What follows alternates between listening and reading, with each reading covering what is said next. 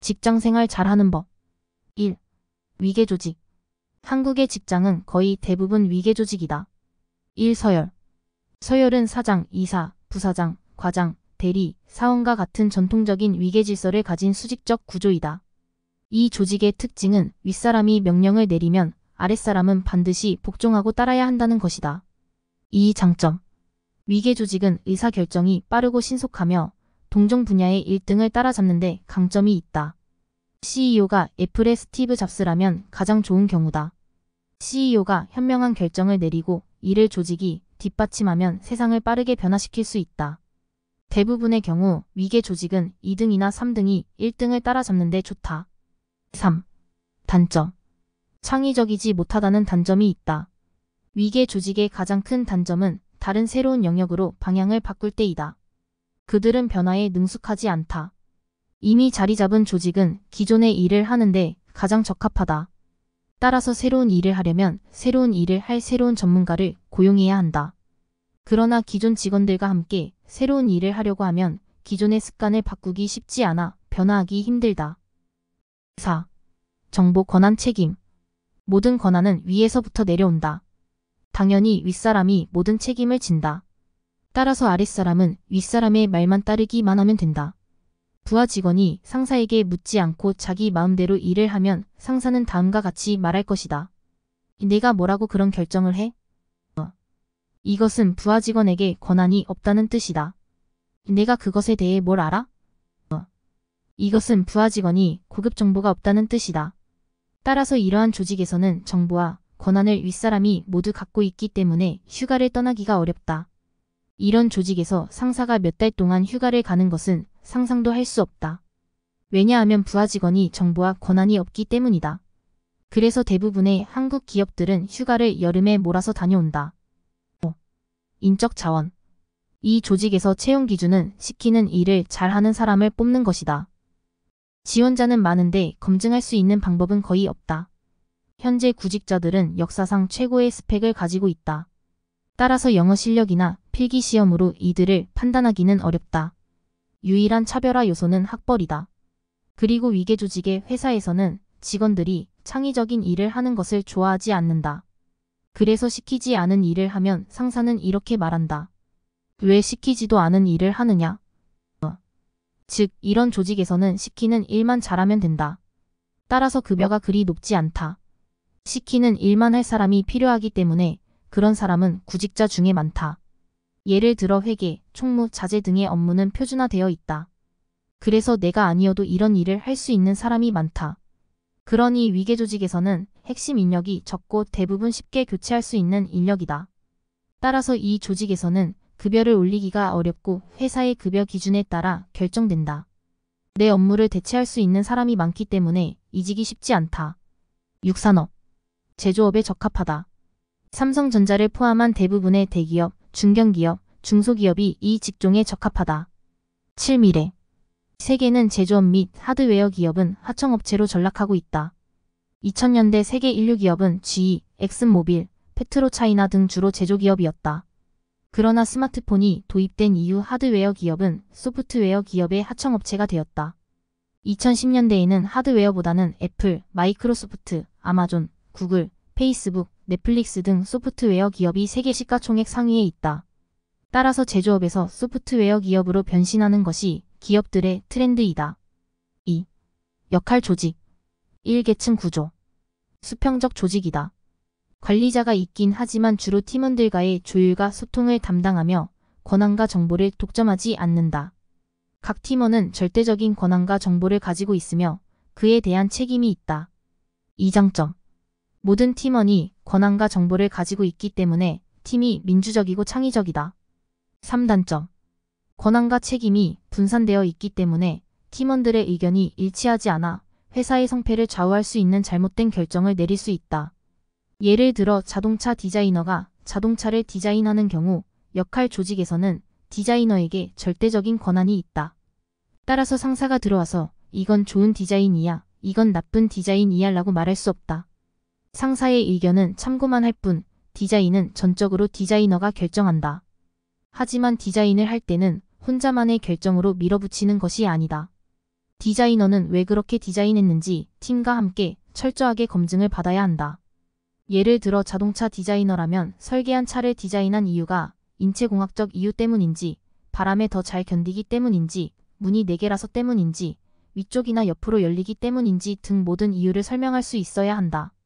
따라서 우리는 애플, 맥, 아이폰 등을 만든 유명한 디자이너가 조너선 아이브라는 것을 알고 있지만 삼성 갤럭시의 디자이너가 누구인지 알지 못한다. 4. 정보, 권한, 책임.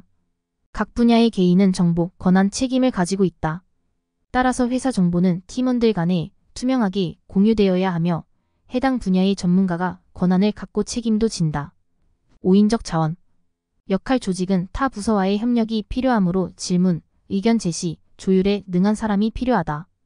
위계 조직에서 취업 과정은 서류 전형을 거치고 인사부서에서 뽑고 임원 면접으로 최종 선발한다. 그러나 역할 조직은 팀원 전원이 면접에 참여하여 조직에서 역할을 수행할 수 있는지 판단해야 하므로 팀 단위로 선발한다. 6. 분야. 정보기술 및 소프트웨어 분야에 적합하다. 인터넷이 나온 이후 제조업은 하청업체가 되었고 소프트웨어가 대세가 되었다. 따라서 베트남과 같은 신흥국이 아니라면 한국은 위계 조직이 아닌 역할 조직으로 바뀌어야 한다. 그렇다면 한국의 직장 생활은 위계 조직일까? 역할 조직일까? 대부분 위계 조직이다. 따라서 한국에서 직장 생활을 잘하고 싶다면 위계 조직에 대해 알아야 한다. 아래는 신문 기사의 일부다. 항상 활기차던 그녀는 어느 날 표정이 무거웠다. 조심스럽게 물어보니 사직했다는 뜻밖의 대답이 돌아왔다. 이제 역할이 없어요. 작가, 주제, 콘셉트 등 모든 것이 위에서 결정되니까요. 하지만 결과가 좋지 않으면 제 탓이죠. 제 잘못도 아닌 일로 비난을 받아요. 매일매일이 지옥 같았어요. 역할 조직의 전형이다. 권한은 상사가 모두 갖고 있다. 그러니 상사가 모든 결정을 내린다. 하지만 일이 잘못되면 부하 직원에게 책임을 전가한다. 그래서 그녀가 퇴사를 했다.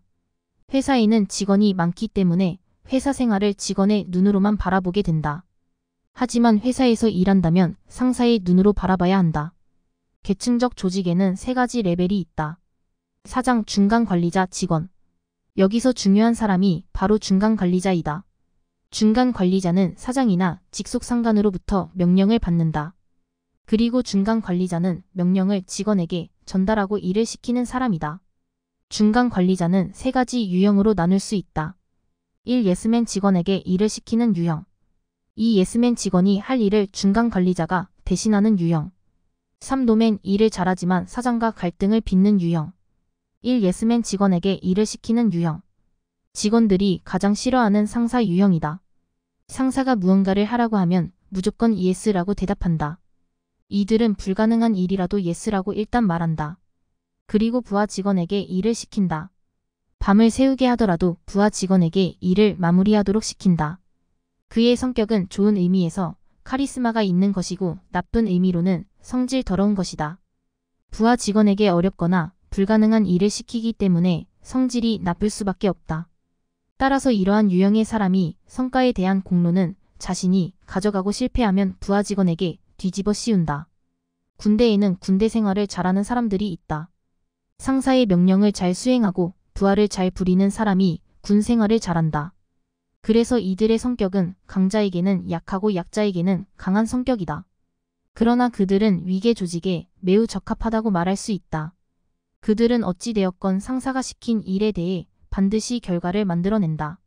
이런 사람이 상사가 되면 부임한 첫날 꼭 하는 말이 있다.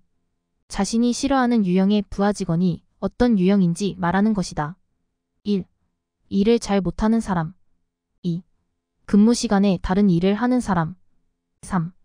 계획 없이 일하고 제 시간에 일을 끝내지 못하는 사람 등이다. 그리고 이런 유형의 부하 직원은 반드시 벌을 준다고 엄포를 놓는다. 일단 이렇게 규정을 지으면 부하 직원들은 그런 사람이 되지 않도록 조심하게 된다. 그리고 마음에 들지 않는 사람이 시범 케이스에 걸리면 팀원들 앞에서 공개적으로 망신을 준다. 한마디로 그 사람은 사람을 길들이는 방법을 알고 있다. 이 예스맨 직원이 할 일을 중간 관리자가 대신하는 유형. 이런 중간 관리자는 상사도 싫어하고 부하 직원도 싫어하는 유형이다. 상사가 무언가를 하라고 하면 무조건 예스라고 대답한다. 그러나 직원들에게 일을 시키지 못하고 중간 관리자임에도 불구하고 직원들이 해야 할 일을 본인이 하는 유형이다. 왜냐하면 직원을 잘 다루지 못하기 때문이다. 상사는 성과가 좋지 않아서 싫어하고 부하 직원들은 무능한 상사 때문에 승진도 안 된다고 생각해서 싫어한다. 상사와 부하 직원에게 치이고 일은 열심히 하는데 성과가 안 나와서 모든 스트레스를 혼자 받고 있는 상황이다. 부하 직원에게 잘해주면 부하 직원은 고마워하는 것이 아니라 오히려 자신을 이용한다. 따라서 이런 유형은 사원으로서는 괜찮으나 중간 관리자로서는 빵점인 사람이다. 3도맨 일을 잘하지만 사장과 갈등을 빚는 유형. 이 유형은 사장이 일을 시키면 불가능한 일과 힘든 일은 노를 한다. 할 말은 하는 유형이다. 당연히 무리한 일을 하지 않기 때문에 부하 직원들이 믿고 따른다. 이 유형은 업무 능력만큼은 뛰어나다. 예를 들어 일을 못하면서 상사에게 대들기만 하는 사람이라면 회사에서 중간 관리자까지 올라갔을 리가 없다. 따라서 이런 유형은 일은 잘하지만 상사가 일을 시키는 것은 까다롭다. 하지만 이런 유형의 상사 밑에서 일하는 부하 직원은 줄을 잘못한 것이다. 상사가 가장 좋아하는 중간 관리자는 누구일까? 1. 예스맨 직원에게 일을 시키는 유형. 2. 예스맨 직원이 할 일을 중간 관리자가 대신하는 유형. 3도맨 일을 잘하지만 사장과 갈등을 빚는 유형. 물론 유형 1이다. 1. 유형은 일은 잘 못해도 상관없다. 사람들은 흔히 일을 잘하면 승진은 자연스럽게 따라온다고 생각한다. 하지만 직장 생활은 대인관계에 있다. 대인관계란 부하 직원이 아닌 사장이나 상사와의 관계를 말한다. 왜냐하면 승진을 시켜주는 것은 부하 직원이 아닌 상사이기 때문이다. 상사가 가장 껄끄럽게 생각하는 사람은 3번 유형이다. 상사가 일을 시키면 상사에게 사사건건 대들고 부하 직원들을 선동하는 유형이다. 대기업에서는 조직이 잘 정비되어 있기 때문에 드물지만 중소기업에서는 3번 유형이 가장 먼저 잘나야 하는 사람이다. 왜 그럴까? 예를 들어 요식업에 이런 사람이 들어왔다면 노하우를 배우러 들어온 사람이고 결국 언젠가는 독립해 경쟁자가 될 사람이다. 이런 유형은 일을 배우러 들어왔기 때문에 스스로 열심히 일하고 능력도 좋고 일에 대한 결과도 좋다. 어차피 독립할 사람이기에 사장에게 할 말은 꼭 한다. 또한 자신이 사업을 시작할 때 능력 있는 부하 직원은 데려갈 사람이기 때문에 아주 잘해준다. 따라서 그 사람은 부하 직원에게 인기가 높을 수밖에 없다. 잘못하면 이런 사람 때문에 부서 전체가 한꺼번에 퇴사를 할 수도 있다. 이런 일을 알기에 사장은 3번 유형을 별로 좋아하지 않는다. 1번 유형은 본인은 능력이 없지만 상사가 시키는 일을 부하 직원에게 혹독하게 시켜 결과를 내고 회사에 돌아가는 뒷얘기를 상사에게 알려주는 존재다. 1번 유형은 다른 회사로 이직할 실력이 없으니 오히려 현재 다니는 직장에 충성을 다한다고 볼 수 있다. 흔히 회사에서 일을 잘한다는 사람은 3번 유형에 속할 것이다. 3번 유형은 사장에게 입바른 소리도 잘한다. 이들은 회사를 위한 일이라며 오히려 사장을 가르치려고 한다. 게다가 부하 직원들에게 이런 사실을 알려주어 사장은 무능하고 자신은 유능하다는 식으로 말한다. 그래야 이 회사는 비전이 없으니 자신과 새로운 사업을 시작하지 않겠느냐고 제안할 수 있기 때문이다. 하지만 회사를 설립하고 운영하는 사람은 사장이다. 사장은 일만 잘하는 중간 관리자는 필요 없다. 오히려 사장에게는 자신에게 충성을 맹세하는 중간 관리자가 필요하다. 사장도 3번 유형처럼 일을 잘하고 회사를 위하는 얘기도 하는 사람을 처음에는 좋아한다. 그러나 3번 유형에게 뒤통수를 몇 번 맞고 나면 그런 직원을 가장 먼저 해고한다. 결국 직원들 입장에서 본다면 이해할 수 없는 일이 종종 회사에서 벌어지곤 한다. 일 잘하는 상사는 해고되고 반면에 일은 못하면서 사내 정치 잘하는 상사는 승진한다. 하지만 본인이 사장이 되기 전까지는 이런 일이 왜 벌어지는지 절대로 알 수 없다. 물론 일을 잘하고 사장에게 충성스러운 중간 관리자가 있다면 더할 나위 없이 좋다. 하지만 대부분의 경우 그런 인재는 퇴사해서 자신의 사업을 시작한다. 사내 정치는 필요하다. 예를 들어 회사가 위기에 닥쳤다. 그래서 꼭 구조조정을 해야 한다. 회사 직원 10명 중 3명을 해고해야 한다. 구조조정 업무는 누가 담당해야 할까? 바로 중간 관리자에게 맡긴다. 중간 관리자는 누구를 가장 먼저 잘라야 할까? 저성과자이면서 직원들 사이에서 평판이 좋지 않은 사람이 가장 먼저 해고될 것이다. 그렇다면 누가 가장 마지막으로 해고되어야 할까? 일 잘하는 사람일까? 아니다. 마지막으로 해고할 사람은 중간 관리자와 가장 가까운 사람이다. 예를 들어 평소에 자신과 가깝게 지내고 있는 부하 직원이 있다고 치자. 남들이 자신을 따돌리고 끼리끼리 회식할 때 자신과 함께 술을 마셔주는 부하 직원. 다른 직원들 바쁘다고 1차만 먼저 먹고 갈 때 자신의 집까지 바래다주고 집 근처에서 2차를 하는 부하 직원. 다음날 회식 자리에서 일찍 간 부하 직원은 2차를 한 부하 직원의 일까지 대신해야 한다. 왜냐하면 상사와 2차를 한 부하 직원은 상사가 사우나에 가서 자고라고 했기 때문이다. 주말에 자신과 함께 골프를 치는 부하 직원. 명절에는 잊지 않고 자신에게 선물을 보내주는 부하 직원. 직장 소식을 자신에게 가장 빨리 알려주는 부하 직원. 그런 부하 직원이 가장 마지막으로 해고될 것이다. 승진을 해서 꼭 데려가야 한다면 그 부하 직원이 1순위다. 일 잘하는 직원이라면 가장 마지막으로 승진할 것이다. 왜냐하면 일만 잘하지 자신을 홍보하는데 능숙하지 않기 때문이다. 회사 조직은 누가 일을 잘하는지 알지 못한다. 승진시켜줄 사람도 일 잘하는 직원이 누구인지 모를 수 있다. 예를 들어 음식이 아무리 맛있어도 홍보를 잘하지 못하면 식당은 망한다.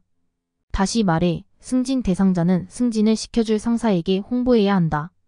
따라서 열심히 일한다고 해서 승진할 수 있는 것은 아니다. 이러한 속성을 빨리 알수록 직장 생활을 잘할 수 있다. 결론. 직장 생활을 잘하려면 업무도 잘해야 하지만 가장 중요한 것은 인간관계이다.